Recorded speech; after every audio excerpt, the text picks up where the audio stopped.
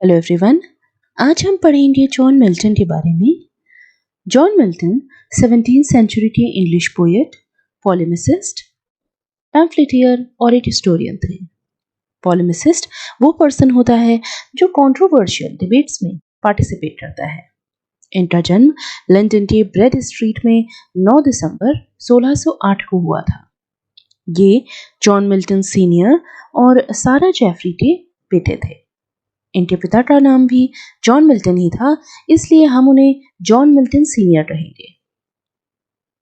John Milton senior एक successful copies थे जिन्होंने रियल एस्टेट बिजनेस में भी एक्सपेरिमेंट किया था।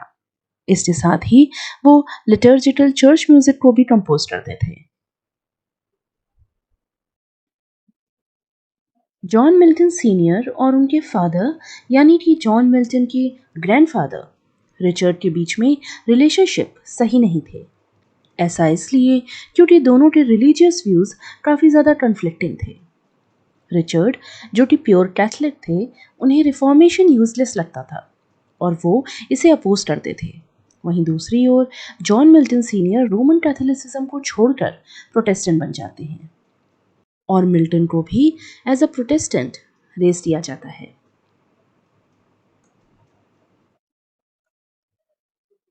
मिल्टन को ऑल हेलोस चर्च में 20 दिसंबर 1608 में बैप्टाइज किया गया था। 7 और 12 साल की एज के बीच उनके कई ट्यूटर्स अपॉइंट किए गए थे। इन ट्यूटर्स में थॉमस यंग इम्पॉर्टेंट थे, जिनके रिलीजियस व्यूज ने मिल्टन को काफ़ी ज़्यादा प्रभावित किया था। उनका इम्पैक्ट मिल्टन के ऊपर सबसे ज़्यादा था। थॉमस यंग एक स्कॉटिश प्रेस्बिटेरियन थे। प्रेस्बिटेरियन क्रिश्चियन प्रोटेस्टेंट चर्च की ही ब्रांच है जिसका ओरिजिन स्कॉटलैंड में हुआ था। इसे गवर्न करते हैं एल्डर्स या प्रेस्बिटर्स, जो कि चर्च में वाइजेस्ट मेंबर्स होते थे। ये बिलीव करते हैं इक्वालिटी और डेमोक्रेटिक रूल में। इससे सभी मेंबर्स कॉमन फेथ में बिलीव करते हैं। मिल्टन ने 1625 में क्राइस्ट कॉलेज कैम्ब्रिज अटेंड किया था। यहाँ पर उन्हें द लेडी नाम दिया गया था। उनके कंटेम्प्रेरी बायोग्राफर जॉन ऑब्रे के according, he had auburn hair, his complexion exceeding fair, he was so fair they called him the Lady of Christ College. उनके फीचर्स की फाइननेस की वजह से उन्हें ये निकनेम दिया गया था। एडमंड स्पेंसर को उनका मास्टर माना जाता है क्योंकि उन्होंने बहुत ज़्यादा इन्फ्लुएंस किया था जॉन मिल्टन की पोइट्री को।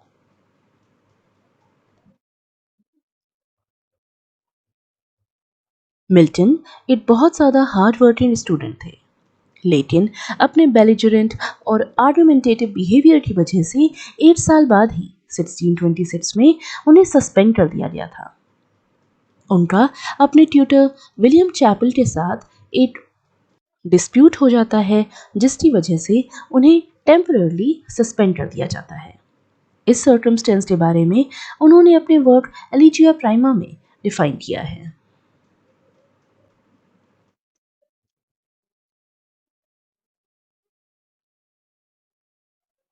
कॉलेज से टेम्पररली सस्पेंड होने के बाद वो लंदन आ जाते हैं।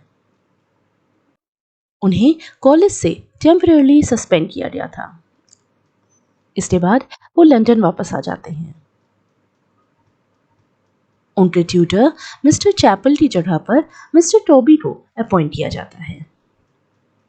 इसी समय मिल्टन ने अपनी लाइफ की सबसे पहली पोएम्स लिखना शुरू किया था, जैसे on the morning of Christ nativity 1629, upon the circumcision 1633 and at a solemn music.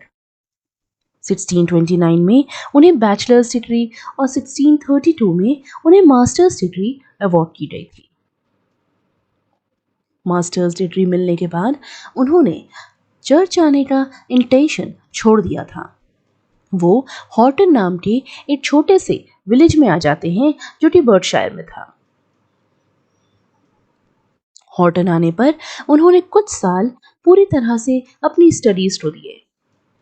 Poetry, mathematics और म्यूजिक उनके मेन इंटरेस्ट थे।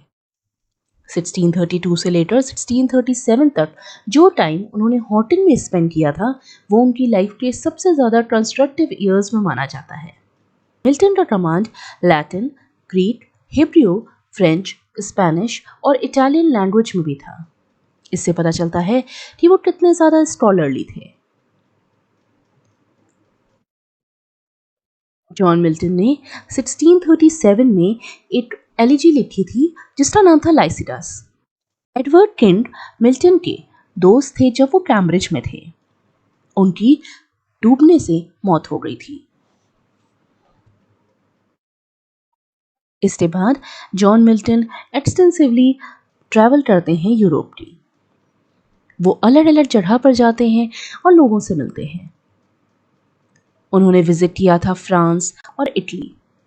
वो पूरे 15 महीनों के लिए बाहर रहे। मिल्टन ने इस ट्रैवल के दौरान जिन जिन लोगों को विजिट किया, जिन प्रोमिनेंट इंटेलेक्चुअल्स को विजिट किया, उनमें से एक गैलीलियो भी थे जो कि एक फेमस एस्ट्रोनॉमर थे।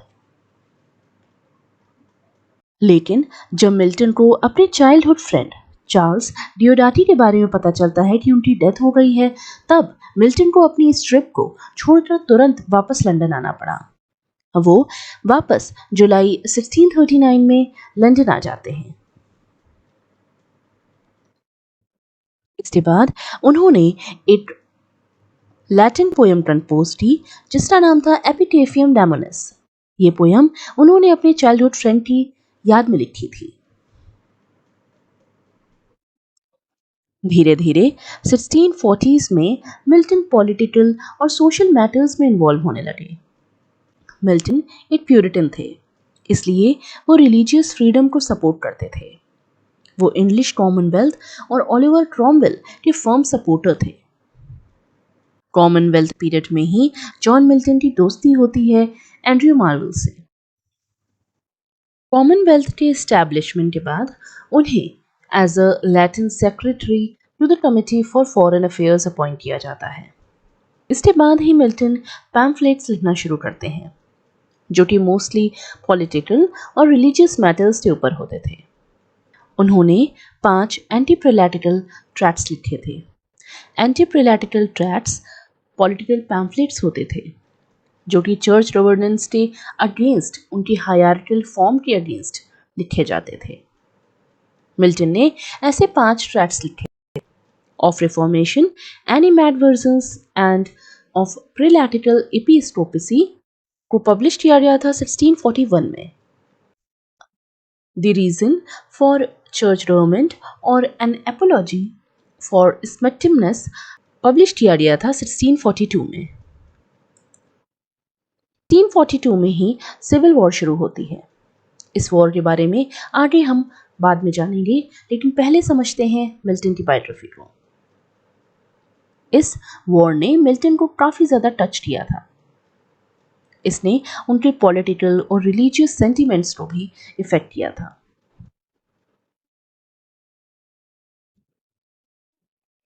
सिक्सटीन 1643 में उन्होंने मैरी पाउल से शादी कर ली। हालांकि उनकी ये शादी ज्यादा दिन नहीं टिक पाई। शादी के 1 महीने के बाद ही मैरी वापस ऑक्सफोर्ड चली जाती हैं। इसके बाद मिल्टन ने फ्रस्ट्रेट होकर डाइवोर्स ट्रैक्ट्स लिखे थे। इन्हीं ट्रैक्ट्स को लिखने के बाद उन्हें इंस्पिरेशन मिली एरियोपैजिटेटा लिखने की। ये लाइसेंसिंग एक्ट के अगेंस्ट लिखा गया था। कुछ समय बाद जब Milton as a poet establish हो जाते हैं तो उनकी वाइफ वापस आ जाती हैं। 1949 में मिल्टन को अपॉइंट किया गया था as a secretary foreign terms to the council of state. इस जॉब में उनका काम था फॉरेन कॉरेस्पॉन्डेंस को लैटिन में ट्रांसलेट करना। इसके साथ ही वो कुछ ऑफिशियल वर्क भी करते थे। मिल्टन को ऑर्डर किया जाता है कि आप चार्ल्स वन की ऑटोबायोग्राफी जो कि थी आई कैन बेसी लाइक, इसके अगेंस्ट में आप कुछ लिखिए। इसमें चार्ल्स वन को एज अ इनोसेंट क्रिश्चियन मार्टायर के रूप में प्रेजेंट किया जाता है और एक पैथेटिक अकाउंट दिया जाता है उनके लास्ट मिसफॉर्च्यून्स के बारे में।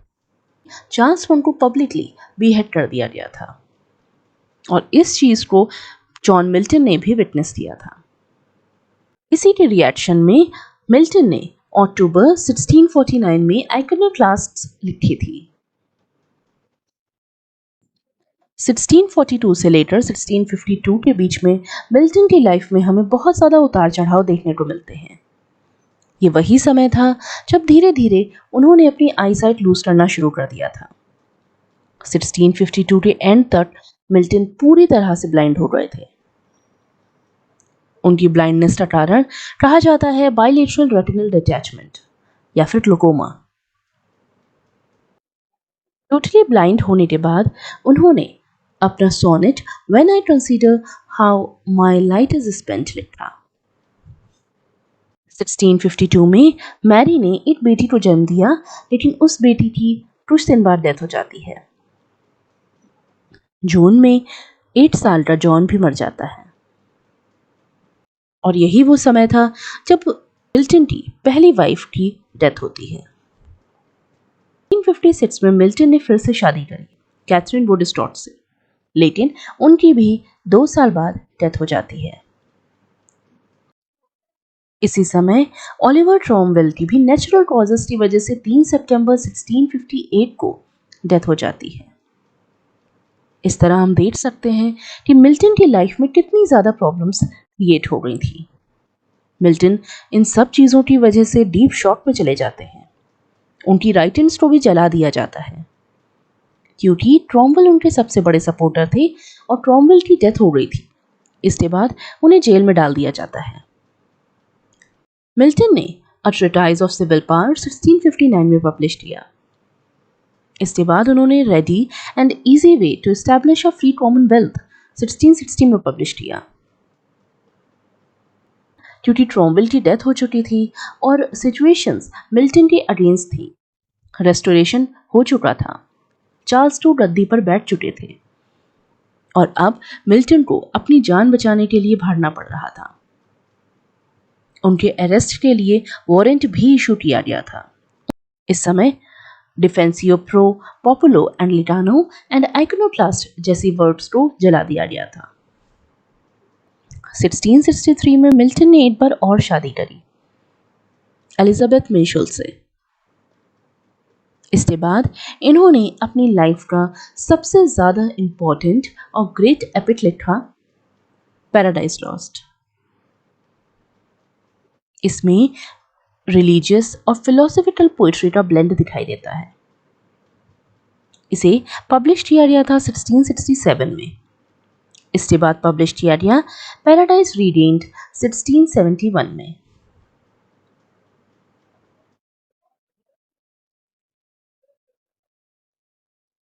मिल्टन की 8 नवंबर 1674 को डेथ हो जाती है और उन्हें बरी किया जाता है Saint Giles without Cripplegate 4 street London में।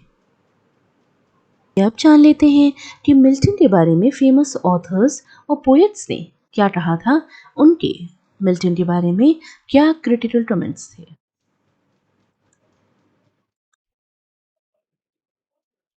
The reason Milton wrote in fetters when he wrote angels and God, and at liberty when of devils and hell, is because he was true poet and of the devil's party without knowing it।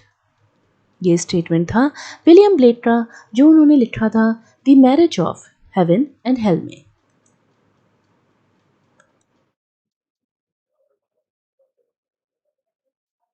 Milton, thou shouldst be living at the sun. England hath need of thee. She is a film of stagnant waters, altar, sword, and pen. Fireside, the heroic wealth of hall and bower, have forfeited their ancient English tower of inward happiness. We are selfish men. Oh, raise us up, return to us again, and give us manners, virtue, freedom, power. Thy soul was like a star and dwelt apart। ये lines थी William Wordsworth की poem London में से।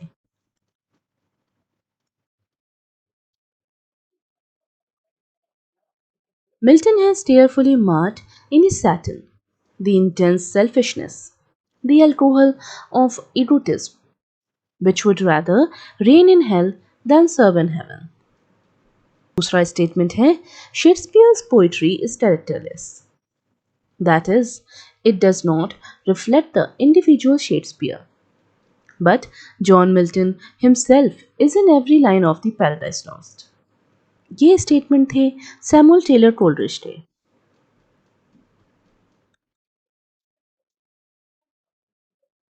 In the sure and flawless perfection of his rhythm and diction, he is as admirable as Virgil or Dante, and in this respect, he is unique amongst us. None else in English literature possesses the light distinction. ये lines थी Matthew Arnold की।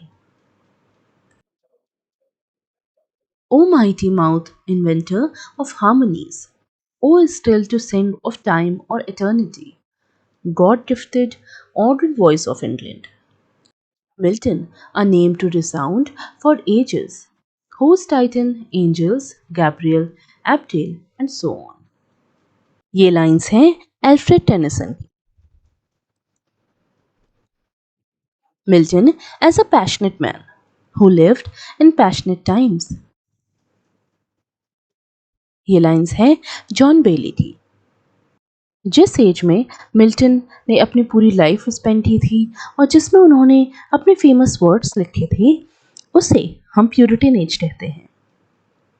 Puritan as political और religious strife से भरी हुई थी।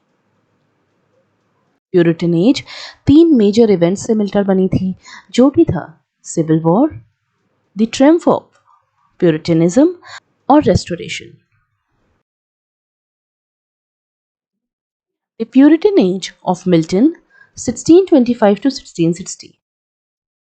आइए अब जानते हैं कि मिल्टन की प्यूरिटन एज में कौन से मेजर इवेंट्स हुए थे और उसके पीछे का हिस्टोरिकल बैकग्राउंड क्या है। हम शुरू करेंगे जैकोबियन एज से और खत्म करेंगे रेस्टोरेशन एज पर। सबसे पहले आती है जैकोबियन एज।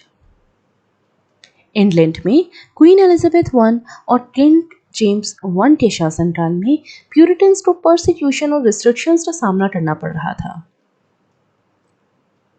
प्यूरिटन्स चर्च को प्यूरिफाई करना चाहते थे और रोमन कैथोलिसिज्म के अगेंस्ट थे। उन्होंने बाइबल को फॉलो करने पर जोर दिया था। इंग्लैंड में क्वीन एलिजाबेथ का रूल उनकी डेथ के बाद खत्म हो गया था। इसके बाद किंग जेम्स वन वहां के रूलर बने। किंग जेम्स वन की ही एज को जैकोबियन एज कहा जाता है। इसका टाइम स्पैन था 1603 से लेकर 1625 तक।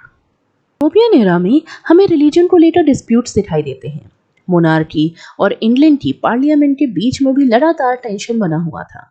दरअसल किंग को किसी भी तरह की फाइनेंशियल डिसीजन के लिए पार्लियामेंट का कंसेंट लेना होता था, लेकिन जेम्स वन को यह मंजूर नहीं था। जेम्स वन मानते थे कि मैं सुप्रीम पावर हूं और मुझे किसी की भी परमिशन की कोई जरूरत नहीं है। लेकिन पार्लियामेंट दूसरी तरफ ये मानती थी कि इंग्लैंड पर रूल करने के लिए किंग और पार्लियामेंट को म्यूचुअल अंडरस्टैंडिंग के साथ काम करना होगा। और इन्हीं कॉन्ट्ररी सिचुएशंस की वजह से किंग जेम्स वन ने 2 पार्लियामेंट्स जो कि थी 1610 की और 1624 की, उन्हें डिसॉल्व कर दिया था और वो मोनार्की को प्रमोट करने लगा। बिना पार्लियामेंट की मंजूरी लिए उसने एक्सट्रीम फाइनेंशियल डिसीजंस लेने लगा। पार्लियामेंट की मंजूरी ना लेने की वजह से वो एक्सट्रीम फाइनेंशियल डिसीजन लेने लगा। 1625 में जेम्स वन की डेथ हो जाती है और इसके बाद ही जैकोबियन एज भी खत्म होती है। इसके बाद आती है चार्ल्स वन की एज। चार्ल्स वन जेम्स वन का बेटा था। कैरोलाइन एज चार्ल्स वन के नाम पर रखी गई है। इसका टाइम स्पैन था 1625 से 1649 तक। शुरुआत में चार्ल्स वन को काफी ज्यादा पॉपुलैरिटी और सपोर्ट मिलता है। Charles one Catholic princess Henrietta Maria से शादी करता है, लेकिन उसकी पॉपुलैरिटी भी ज्यादा दिन तक चलती नहीं है। चार्ल्स वन भी अपने पिता जेम्स की तरह पार्लियामेंट को डिसॉल्व कर देता है। वो भी खुद को सुप्रीम पावर समझता था। अगले 11 सालों तक यानी कि 1629 से लेकर 1640 तक चार्ल्स वन ने बिना किसी पार्लियामेंट की अपनी गवर्नमेंट चलाई। लेकिन उसे पैसे तो फिर भी चाहिए थे जो कि उसे पार्लियामेंट से नहीं मिल रहे थे। इसलिए उसने फोर्स्ड लोन और टैक्सेस लगाना शुरू कर दिया, जिससे आम आदमी बहुत ज़्यादा सफ़र करने लगा। चार्ल्स पार्लियामेंट के अगेंस्ट जाता है और प्यूरिटन्स को फोर्स करता है कि तुम ज़्यादा से ज़्यादा टैक्सेस दो। लेकिन ये भी ज़्यादा दिन चल नहीं पाया और चार्ल्स वन को फिर से 1640 में पार्लियामेंट को समन करना पड़ा। इसे हम लॉन्ग पार्लियामेंट के नाम से जानते हैं। पार्लियामेंट और किंग के बीच अब भी रिलेशनशिप सही नहीं हुए थे और इसी वजह से 1642 में सिविल वॉर शुरू हो जाती है। ये सिविल वॉर पार्लियामेंट और मोनार्की के बीच थी। इस समय पूरी कंट्री दो ग्रुप्स में डिवाइड हो रही थी। पहले थे वो जो रॉयलिस्ट कहलाए। ये रॉयलिस्ट चार्ल्स वन के सपोर्टर थे और दूसरी तरफ थे पार्लियामेंट्री फोर्सेस जिनमें प्यूरिटन्स थे। 1642 में ही थिएटर्स क्लोज कर दिए जाते हैं और इसके बाद एक लाइसेंसिंग एक्ट आता है, the ordinance for the regulating of printing और द लाइसेंसिंग ऑर्डर ऑफ 1643। इसे various forms of arts, entertainment, recreational programmes के लिए पार्लियामेंट ऑफ इंग्लैंड ने पास किया था। किसी भी तरह के आर्टिस्टिक वर्क या थिएट्रिकल पीस को पब्लिक करने से पहले मास्टर ऑफ रिवर्स से परमिशन लेनी होती थी। मिल्टन ने इसी एक्ट के अगेंस्ट अपना वर्क एरोपैजिटिका लिखा था, जो कि 1644 में पब्लिश किया गया था। सिविल वॉर 1642 से लेकर 1651 तक चलती है, जिसके बाद चार्ल्स वन को बीहेड कर दिया जाता है और उसके बेटे को इंग्लैंड छोड़ के जाना पड़ता है। 1649 में इंग्लैंड में कॉमनवेल्थ पीरियड शुरू होता है। इसमें कोई किंग या मोनार्की का रूल नहीं होता। इस समय इंग्लैंड को एज अ रिपब्लिक गवर्न किया जा रहा था। कॉमनवेल्थ पीरियड को ही प्यूरिटन इंटररेग्नम कहा जाता है क्योंकि इस समय कोई भी मोनार्क नहीं था। ओलिवर क्रॉमवेल कॉमनवेल्थ पीरियड के की फिगर थे। इंग्लिश सिविल वॉर के समय ओलिवर क्रॉमवेल ही पार्लियामेंट्री साइड से मोनार्की के खिलाफ आवाज उठाते हैं। बाद में ओलिवर क्रॉमवेल ही इंग्लैंड, स्कॉटलैंड और आयरलैंड के लॉर्ड प्रोटेक्टर बन जाते हैं। क्योंकि ओलिवर क्रॉमवेल खुद भी एक प्यूरिटन थे, इसलिए उनके समय में प्यूरिटन्स को अच्छा खासा पावर और इन्फ्लुएंस मिल रहा था। क्रॉमवेल की गवर्नमेंट ने भी प्यूरिटन वैल्यूज को इम्प्लीमेंट किया और एक्सेप्ट किया था। लेकिन उनकी डेथ 1658 में हुई, जिसके बाद उनके सन रिचर्ड ने लॉर्ड प्रोटेक्टर की पोजीशन संभाली। लेकिन उसके अंदर इतनी ज़्यादा पावर नहीं थी कि वो कोई भी चीज़ कंट्रोल कर पाता और अल्टीमेटली उसे वो पोस्ट छोड़नी पड़ी। और इसी तरह प्यूरिटन एज भी खत्म होती है और साथ में ही कॉमनवेल्थ एज भी खत्म होती है, क्योंकि इसके बाद शुरू होती है रेस्टोरेशन एज। ये एज 1660 में शुरू होती है, जब चार्ल्स टू फ्रांस से वापस आ जाता है और गद्दी पर बैठ जाता है। यहीं पर प्यूरिटन एज खत्म होती है।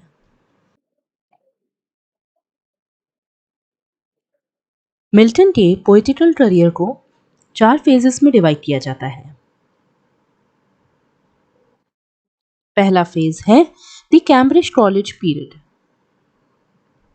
ये वो पीरियड था जब मिल्टन ने क्राइस्ट कॉलेज में एडमिशन लिया था। इस पीरियड का पहला वर्क है on the morning of Christ nativity 1629।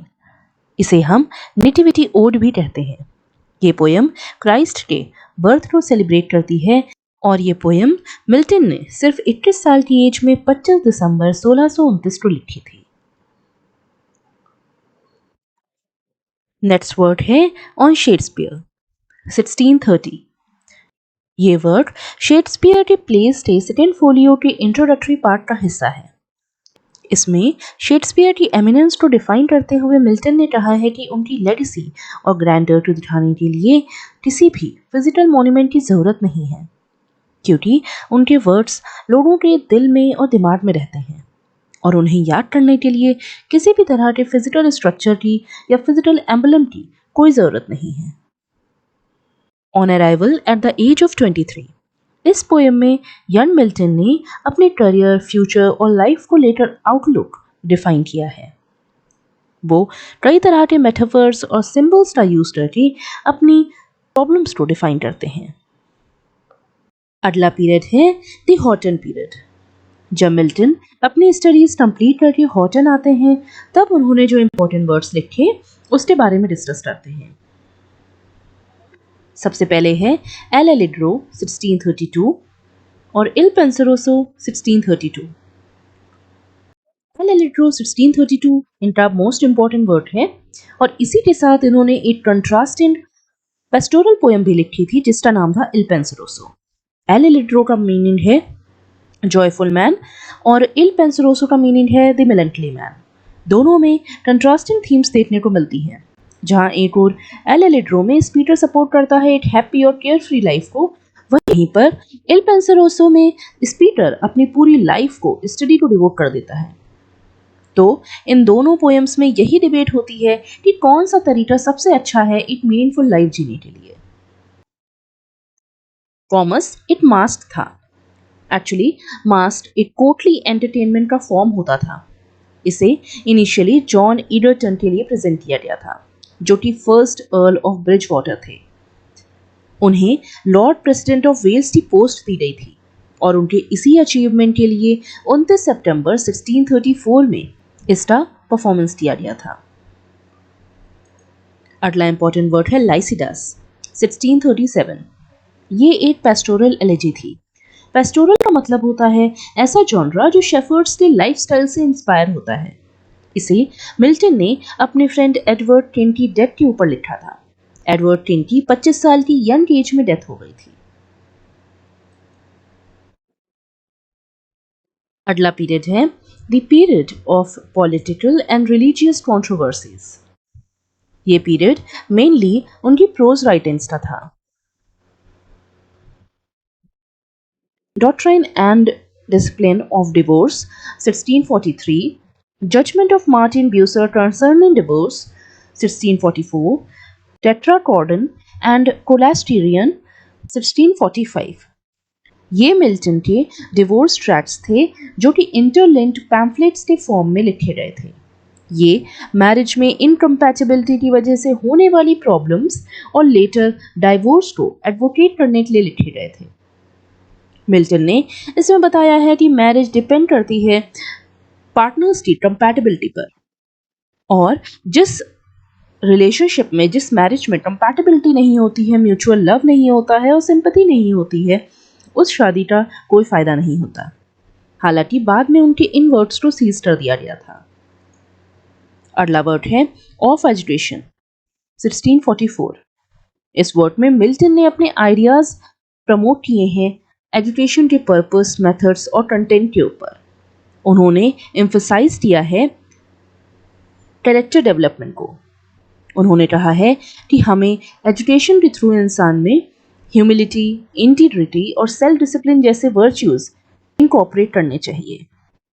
उन्होंने इंपॉर्टेंस दी है languages, literature, history, mathematics, science और फिलोसफी को। एरियोपैजिटेटा, इसका पूरा टाइटल था a speech of mister John Milton for the liberty of unlicensed printing to the parliament of England. ये work उन्होंने 1643 के लाइसेंसिंग एक्ट के रिएक्शन में लिखा था। ये हिस्ट्री के मोस्ट इन्फ्लुएंशियल फिलोसफिकल डिफरेंसेस में से एक था, जो कि एडवोकेट करता है principle of a right to freedom of speech and expression. इसके बहुत से प्रिंसिपल्स ऐसे हैं जो आज के ज़माने में भी काफ़ी ज़्यादा जस्टिफाइड हैं। अगला वर्ड है आइकोनोक्लास्ट 1649। ये बुक अक्टूबर 1649 में पब्लिश की गई थी। ये बुक एक जस्टिफिकेशन है चार्ल्स वन के एग्जीक्यूशन का। चार्ल्स वन का एग्जीक्यूशन 30 जनवरी 1649 को हुआ था। और उन्हीं के एग्जीक्यूशन का जस्टिफिकेशन ये वर्क करता है। बुक का टाइटल लिया गया है ग्रीक लैंग्वेज से, जिसका मतलब होता है आइकोनोक्लास्ट या ब्रेकर ऑफ द आइकन। ये चार्ल्स वन की ऑटोबायोग्राफी आइकन बेसीलाइट का रिएक्शन था। उसके रिएक्शन में जॉन मिल्टन को ऑर्डर दिया गया था कि आप एक वर्ड लिखिए, तब इन्होंने ये वर्ड लिखा था। आइकन बेसीलाइट में किंग चार्ल्स को सेंटली लाइट में दिखाया जाता है और उन्हें एज अ क्रिश्चियन मार्टायर प्रेजेंट किया जाता है, और इसी का रिएक्शन मिल्टन ने दिया। अगला वर्ड है डिफेंसियो प्रो पॉपुलो एंग्लिकानो, जो कि फर्स्ट डिफेंस है 1651 का। ये एक लैटिन वर्ड था जिसे जॉन मिल्टन ने 1651 में पब्लिश करवाया था। इस वर्क का फुल टाइटल है John Milton an Englishman, his defence of the people of England. ये भी आइकोनोक्लास्ट की तरह एक प्रोपेगेंडा वर्क था। उस समय इंग्लैंड में जो गवर्नमेंट चल रही थी उसके फेवर में ये डिफेंस लिखा गया था। ये एक तरह का पॉलिटिकल आर्ग्यूमेंट था। अगला वर्ड है when I consider how my light is spent, commonly referred to as On His Blindness, though Milton did not use this title. 1652. When I consider how my light is spent, ये इनके one of the best sonnets में से गिना जाता है। हालांकि Milton ने कभी भी ऑन हिज ब्लाइंडनेस टाइटल को यूज नहीं किया था। Milton by the age of 44 पूरी तरह से ब्लाइंड हो गए थे और इसी के बाद इन्होंने ये वर्क लिखा था। इसकी लास्ट की 3 लाइंस बहुत ज्यादा फेमस है, जो हैं his state is kingly, thousands at his bidding speed, and post over land and ocean without rest. They also serve who only stand and wait. अगला वर्ड है डिफेंसियो सेटेंडा, सेकंड डिफेंस। ये एक पॉलिटिकल ट्रैक था जो Milton ने 1654 में publish किया था। ये डिफेंसियो प्रो पॉपुलो एंग्लिकानो का ही सीक्वल था। ओलिवर क्रोमवेल उस समय पार्लियामेंट संभाल रहे थे और उन्हीं के फेवर में ये वर्ड लिखा गया था। ये वर्ड उनकी रेपुटेशन को संभालने के लिए लिखा गया था। रॉयलिस्ट ने उसी समय एक ट्रैक्ट पब्लिश किया था जिसका नाम था सेल्मेसियस, जो कि उन्होंने 1652 में पब्लिश किया था, और इसी के अगेंस्ट में और इसी के क्रिटिसिज्म के अगेंस्ट में मिल्टन ने डिफेंसियो सेटेंडा लिखा था। अगला वर्ड है on the late massacre in Piedmont. इसे मिल्टन का सोनेट 18 भी कहा जाता है। ये इंस्पायर्ड है ईस्टर्न मैसेटर से।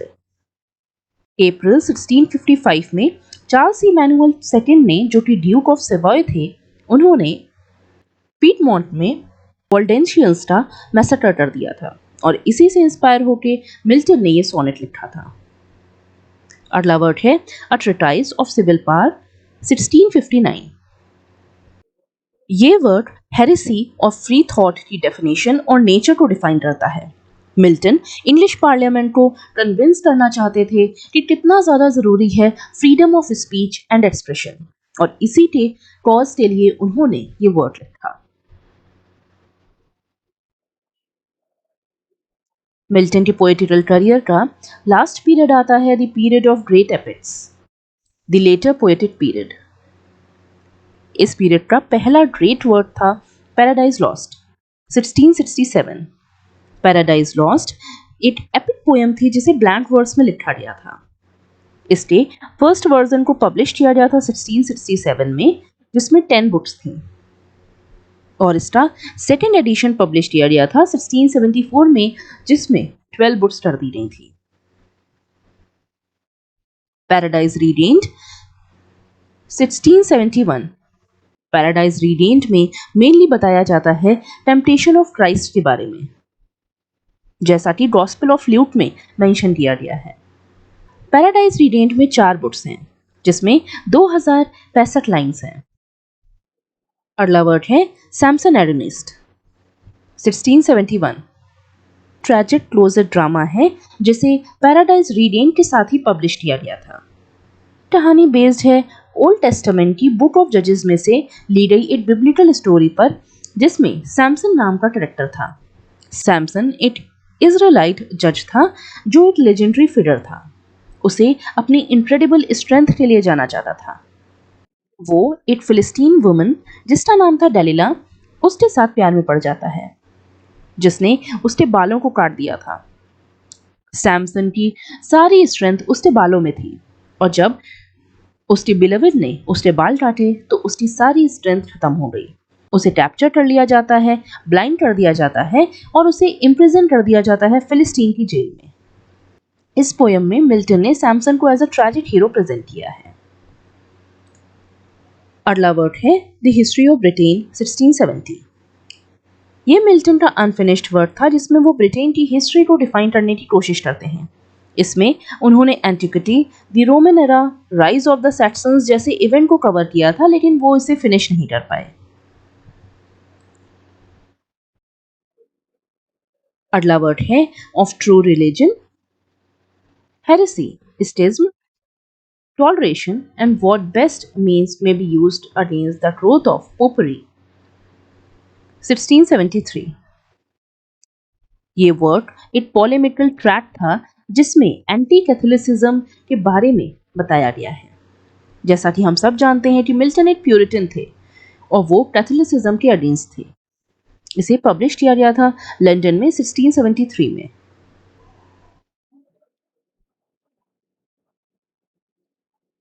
तो ये थी मिल्टन की पूरी बायोग्राफी।